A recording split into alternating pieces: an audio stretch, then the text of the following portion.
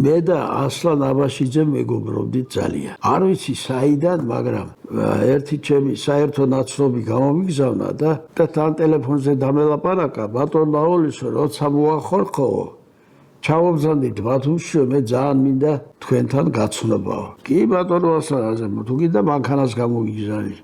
არა, მანქანა მყავს კიდეც მეთქი, მემსახურება კიდეც, მაგრამ ჩემი ჩამოვალ მეთქი, დავგეგმოთ, როცა ორიესთვის მისაღები იყოს მეთქი და ასე შემდეგ და ახლო ვიყავი.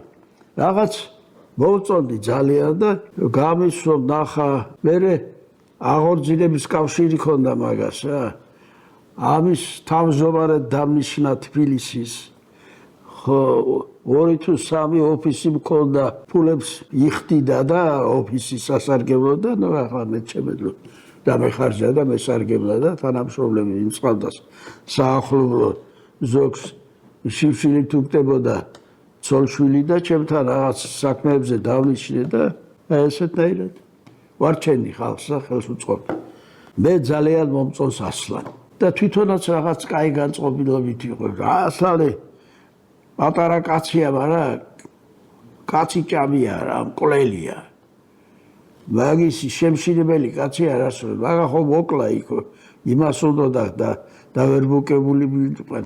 აი ესე ვითომ ტორტი უნდა მიერთმია და ქვემოთ ის ქონდა რა ქვია, იარაღი, რევოლვერი და ვითომ ტორტი სამთების დაბადების დღეს ულოცავდა ვითომ ასლანს და შედიოდა და ვიღაცებმა ავცნობს რომ რევოლვერი აქვს ხელშიო მოკლას იპირებს და შეაღო კარები თორე ესროლა და დააგდო იქვე რა.